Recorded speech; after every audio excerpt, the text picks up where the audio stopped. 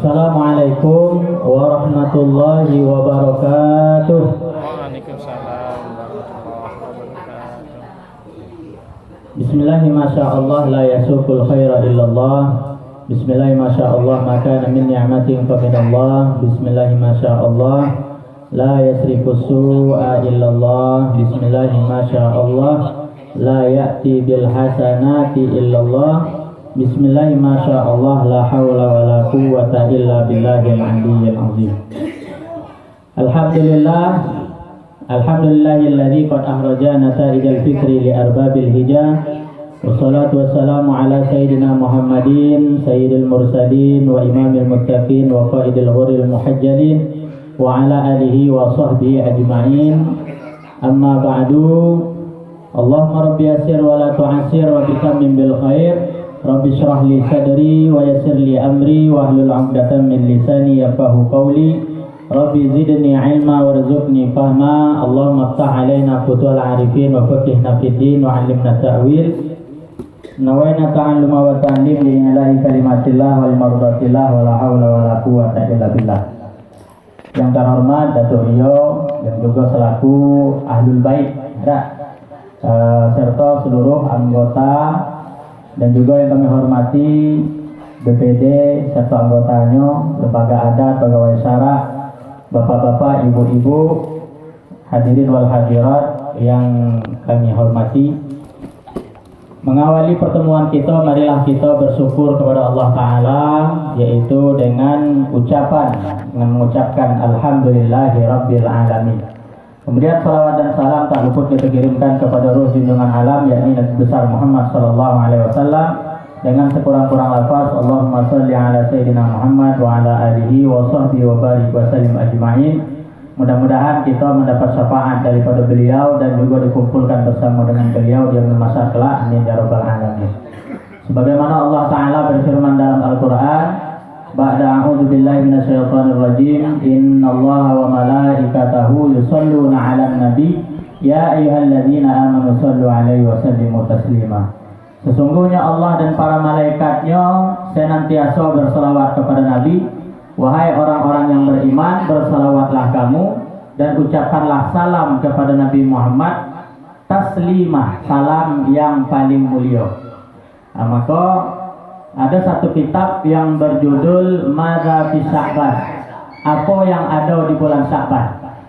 Disebutkan oleh Sayyid Muhammad bin Alawi Al-Maliki, di antaranya apa di bulan Sya'ban ini diturunkan ayat perintah membaca sholawat kepada Nabi Muhammad. Itu turun pada bulan ini. Dan kita juga bertepatan dengan malam Gagit nisfu Sya'ban.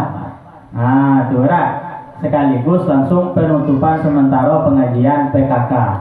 Maka ngan selaku muallim atau yang membaca kitab karangan ulama di pengajian tersebut, ngan mohon maaf selama dalam pengajian kalau ada kesalahan, kehilafan atau kasabahasa atau ada yang menyinggung di antara kita sengaja atau tidak sengaja. Angan mohon maaf kepada seluruh ibu-ibu pengajian PKK. Karena dalam satu hadis Nabi menyebutkan seluruh umat Nabi ketika di malam nisfu Sya'ban diampuni Allah Ta'ala, kecuali dua orang. Dua orang itu yang mana? Pertama, yang syirik mensekutukan Allah Ta'ala, dia dah bertaubat, syirik malam kagitnya syirik, itu dah dapat ampunan Allah. Yang kedua, musyahid. Apa itu musyahid? Syadidul hikdi wa syadidul adawah. Sangat Syadidul hikdi, syadidul adawah, sangat memusuhi. Ada orang yang dalam hatinya sampai kini agak ada dendam dengan orang lain, itu dah dapat. Malam kaki itu dah dapat tu. Lawan bertahun-tahun kan. Dia berdendam kok asal nampak tu macam jawi nampak apa. Itu ya. Itu syadidul hikdi wal adawah, itu dah dapat ampunan Allah Ta'ala. Maka penutupan kita kok sekaligus bagaimana kalau ada tu dendam kesumat. Dendam kesumat, itu kita maafkanlah orang tu. Ketika kita memaafkan, maka insya Allah malam kaki Allah juga mengampunkan dosa kita. Maka di waktu maghribnya kita membaca Yasin bersama orang, baca Yasin 3 kali. Nah tuh. Dan pada malamnya dianjurkan kita banyak untuk apa? Untuk berzikir, banyak muhasabah. Ngangko banyak dosa ya Allah, balambun, ya ada tuan gi. Nah, itu nak ngadu malam. Dosa karaoke, dosa jilbab ya. Nah, itu balambun dosanya. Itu malam tuh nutup buku. Masa tutup buku rusak di dagar dia muhasabah. Buku lah tertutup, ternyata di belakangnya coret-coret kan. Gambar anjing, gambar buku macam. Gambar haram namanya. Nah, perbuatan awak tadi macam tu. Nah, maka kita nak mengakui kayak gini kau ngakui. Mulai dari sini. Kemudian banyak membaca apa? Banyak baca zikir yang dibaca Nabi Yunus. La ilaha illa anta subhanaka inni kuntu minaz zalimin. 2375 kata ulama. Jadi dapat kita sebanyak mungkin kita bisa. Coba mana? Subhanaka inni kuntu minaz zalimin. Kemudian apa lagi? Salat malam. Bangun malam salat. Nah, kemudian poso tidak disunahkan lagi. Karena kata Nabi Muhammad izan tasofa fala tasumu. Kalau sampai separuh daripada bulan Syaban kamu jangan poso. Kecuali ada catatan. Kecuali apa? Kecuali kalau ada kodok poso yang belum. Nah, ada. Memang kodok poso, berarti poso wajib, itu sunat. Atau nazar, poso wajib kok. Nah, itu ya. Nah, jadi kalau poso sunat besok pagi, nah itu kalau misalnya besok pagi Anda udah boleh. Besok pagi di Jumat. Maka kalau di Jumat tidak dengan hari Sabtu. Kalau misalnya besok pagi poso, hari Sabtu poso, hari Ahad poso boleh. 15, 16, 17 boleh. Tapi kalau misalnya lah sampai 15, 16 poso, pas 17 dia poso, pas 18 nak poso pula, itu tidak boleh. Jadi kalau misalnya nak poso sunat dia bersambung, mulai besok lagi itu bersambung. Kalau dia dah bersambung dia tidak boleh. Nah, tuh. Jadi ada ketentuannya. Ada ketentuannya lah. Nah, maka malam kagid sama-sama kita datang ke masjid atau ke mushola kita untuk membaca Yasin. Harapan kita mudah-mudahan kita menjadi lebih baik. Ngaji bertambah buku, kalau tak ngaji tambah hidupnya. Ya. Nah, maka tuh kita nak ngaji itu dalam artian apa? Ada niat untuk islah, muhasabah, memperbaiki diri. Jangan sibuk dengan salah ugang ya. Kalau sibuk dengan salah ugang bila kita nak muhasabah. Nah, maka Sya'ban ini jadikan momen untuk kita memperbaiki diri, bertepatan pula dengan ditutupnya amal kita 1 tahun yang telah lalu dan akan dibuka buku baru. Maka Allah menyebutkan yamhullahu ma yasha wa yuthbitu wa indahu ummul kitab. Allah menghapus dosa-dosa kita bagi orang yang ia kehendaki. Jadi siapa yang Allah kehendaki dosa kita begini sampai tahun belakang bisa diampuni oleh Allah Taala.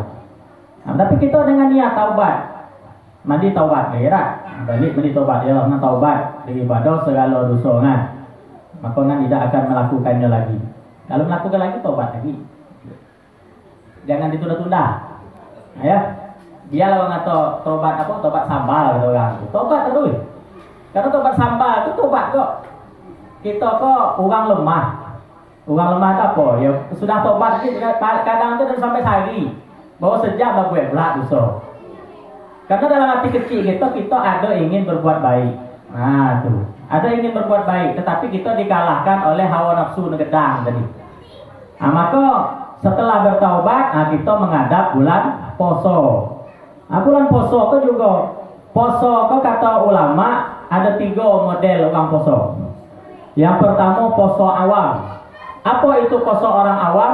Ya poso menahan daripada lapar, haus, daripada jima, daripada yang zahir lah.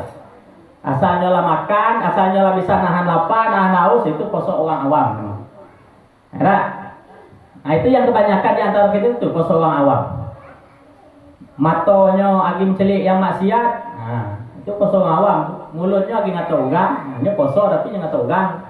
Nah, itu poso awam tuh. Belum naik tingkat, lagi tingkat paling bawah. Nah, kalau lah naik tingkat, namanya poso khawas. Poso khawas yaitu puasa orang yang sudah bisa menahan anggotanya yang 7. Nahan matonya, jangan melihat maksiat. Nahan telingonya, jangan dengar orang ribah.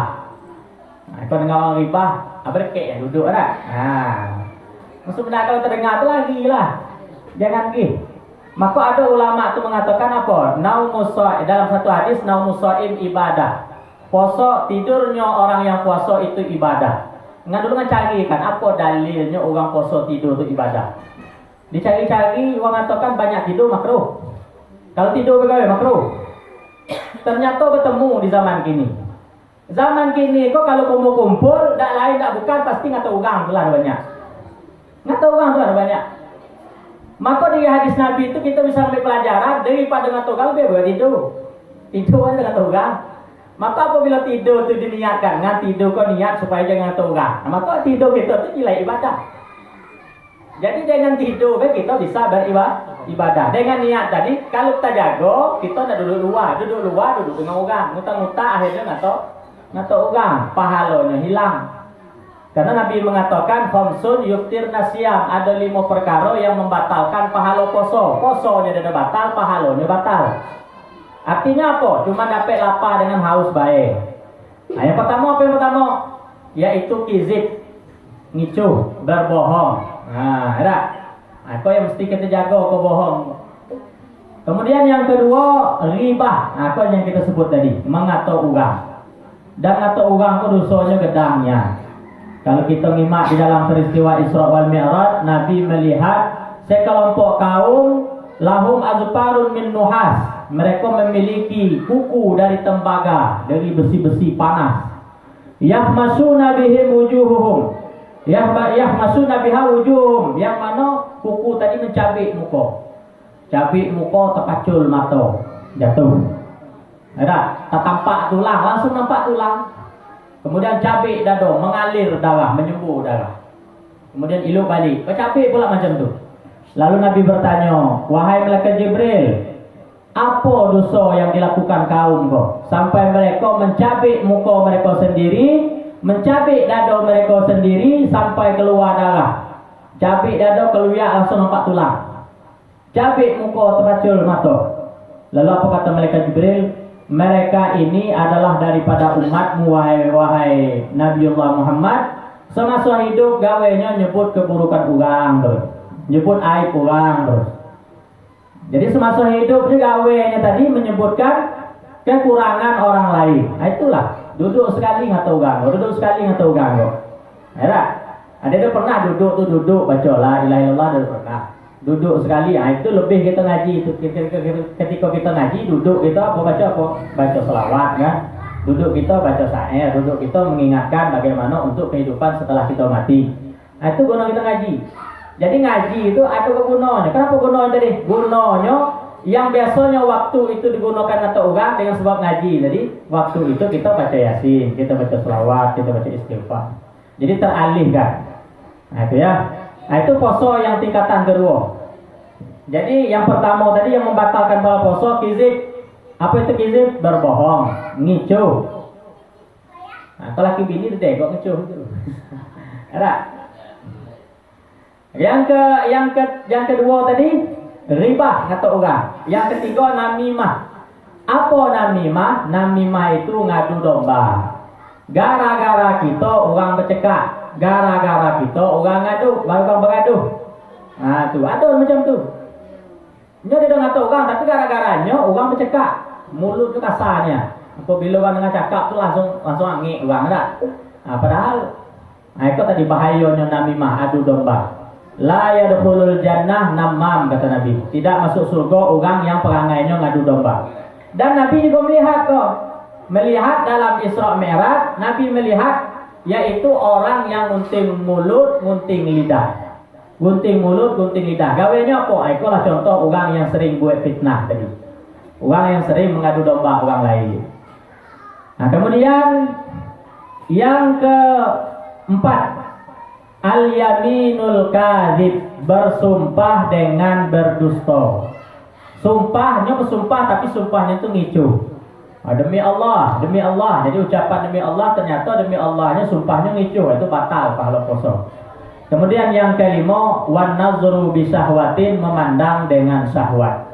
Maka dalam hadis Nabi yang lain menyebutkan rubba shaim laisa min siyamihi ilal ju' wal atas, berapa banyak orang puasa yang tidak dapat apa-apa daripada puasanya kecuali lapar dan haus tadi. Itu contohnya. Karena dia menjaga anggota yang 7, mana mata, telinga, mulut, tangan, perut, kemaluan, kaki. Ya, nah itu tingkatan yang kedua, khawas. Siapa orang yang khawas itu? Itulah orang solihin, orang-orang yang soleh, orang-orang yang bertakwa kepada Allah. Nah, itu.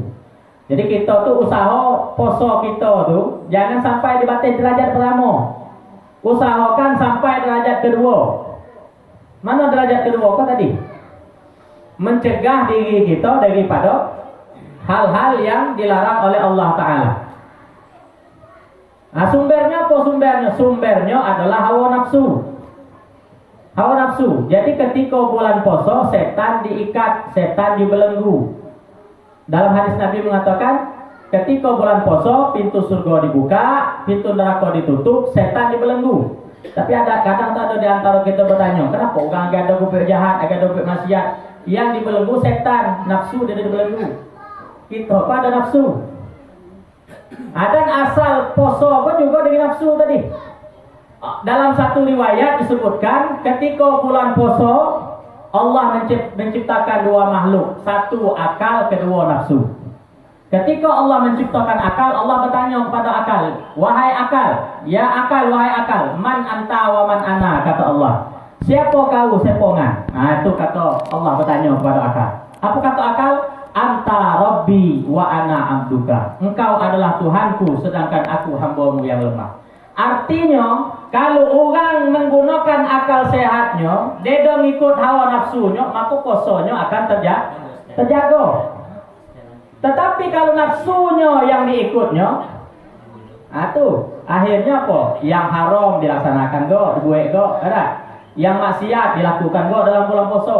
Karena apa? Karena itu nafsu tadi. Setelah Allah menciptakan akal, Allah berfirman pada akal menjawab, anta Rabbi, engkau Tuhanku, wa ana abduka, sedangkan aku adalah hambamu. Maka apa kata Allah Ta'ala? Benarlah engkau wahai akal. Setelah Allah ciptakan akal, kemudian Allah ciptakan namanya makhluk yang kedua, nafsu. Nah, itu ada dalam diri kita kok. Kalau setan bisa kita baca zikir, Astaghfirullahaladzim, la ilaha illallah, a'udzubillahi minasyaitonirrajim. Bisa lagi baca kursi lagi setan. Nah, kalau nafsu tadi, baca kursi dia, tidak, karena melekat pada diri kita. Nah, kemudian setelah Allah menciptakan nafsu, apa kata Allah? Man anta wa man ana, dipanggil nafsu. Oh nafsu sih kau. Man anta, siapa kau? Wa man ana, siapa ngan? Lalu apa kata nafsu? Anta, ana. Kau, ngan. Jadi nafsu berkata di hadapan Allah, anta, ana. Engkau adalah engkau, aku adalah aku. Jadi sombong. Nafsu ikalah yang ada di dalam kita, keangkuhan, kesombongan, merasa diri kita paling baik, orang hina galau, orang rendah galau. Nah, itu nafsu tu. Maka lalu Allah benamkan di dalam neraka selama 1000 tahun. Dikeluarkan balik di neraka. Bertanya, man anta wa man ana. Jawab lagi sama macam buka. Anta, ana. Kau lah, ngan. Dia dah ngaku Allah itu sang pencipta. Itu nafsu. Kemudian digendam pula lagi 1000 tahun. Dikeluar pula lagi di neraka. Jawaban masih sama. Ketika yang ketiga digendamkan di dalam neraka lapar. Neraka apa? Ketika digendam dalam neraka lapar, barulah nafsu tadi sadar. Makanya kita di bulan puasa, di bulan Ramadan tu puasa tu lah tu. Nafsu kita kok. Nafsu melantak ya. Itu. Maka ketika direndamkan di dalam neraka lapar, barulah nafsu sadar. Ternyata yang bertanya itu adalah Khalik, sedangkan dirinya adalah makhluk. Nah, kita tu macam tu kok. Ketika kita lapar, baru kita sadar. Macam kau rasa jadi orang susah. Macam kau rasa jadi orang miskin. Tahu kita. Macam kau rasa dedo yang dimakan. Macam kau rasa dedo yang diminum. Supaya kita paham, bisa memahami rasa yang dirasakan oleh orang lain. Nah, itu makna pendidikan daripada puasa tadi. Maka dalam satu hadis disebutkan, man fariha bidukhuli Ramadan haramallahu jasadahu 'ala niran atau kama qala Rasulullah. Siapa yang gembira dengan kedatangan bulan Ramadan, maka Allah haramkan jasadnya di atas api neraka. Dalam satu kisah disebutkan ada seorang laki-laki preman ketika lewat di musola atau masjid, nyo mendengar ada seorang ustaz nyampaikan hadis kok. Maka pada waktu itu preman kata dia hendak taubat. Akhirnya pergi ke pasar beli baju untuk ibadah, baju untuk tarawih ya, beli baju wilu, beli kopiah, beli kain. Nah, jadi preman tuh beli baju kan untuk kayo untuk ibadah. Kalau kita kan tak poso ngomong kayo baru beli baju. Nah, kalau preman tuh untuk ibadah tadi. Kenapa? Nyo gembira. Itu menunjukkan tanda gembira akan beribadah di bulan Ramadan. Ternyata umurnya sudah panjang. Ya, meninggal dunia. Setelah meninggal dunia dalam beberapa hari ternyata ada orang soleh di tempat tersebut bermimpi bahwasanya laki-laki kau duduk di dalam surga di teh kursi meh. Lalu tanya apa sebabnya? Katanya apa tadi? Karena nyo senang dengan masuk bulan Ramadan. Nah, kemudian di dalam hadis yang lain Nabi menyebutkan man shoma wa qama ramadhana imanan wa ihtisaban ghufira lahu ma taqaddama min dzambi. Siapa yang puasa dan bangun malam, mendirikan malam, artinya beribadah, diisi dengan apa ibadahnya? Yaitu diisi dengan tarawih. Diisi dengan apa lagi? Diisi dengan tadarus. Apa itu tadarus? Tadarus surang maca, surang dengar. Nah, itu yang dilakukan oleh malaikat Jibril ketika bersama dengan Nabi.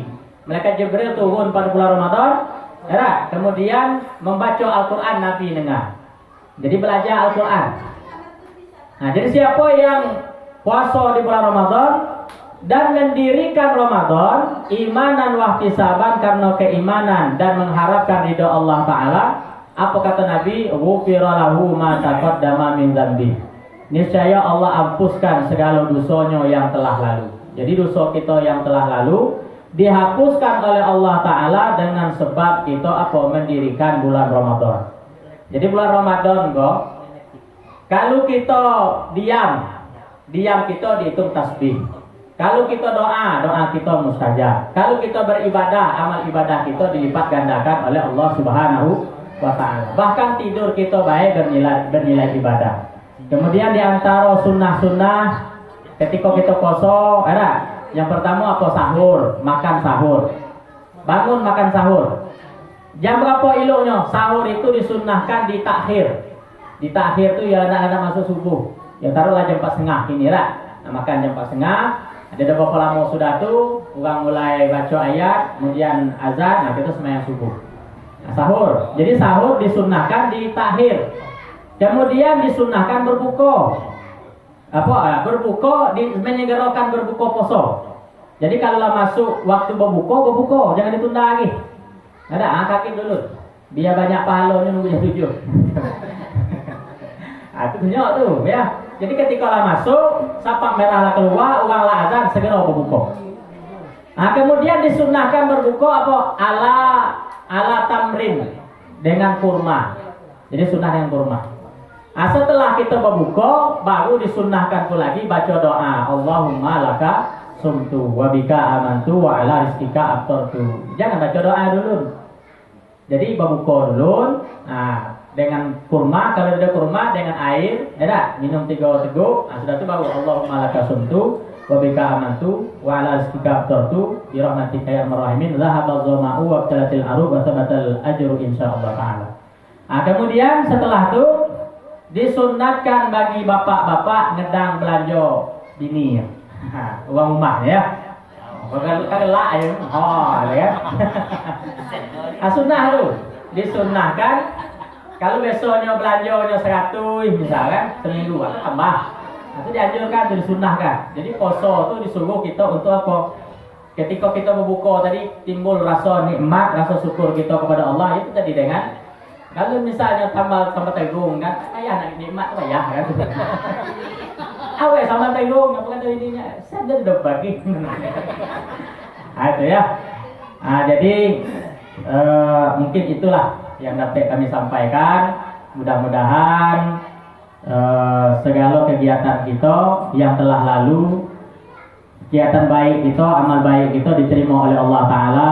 Segala kesalahan kita minta kepada Allah supaya diampunkan.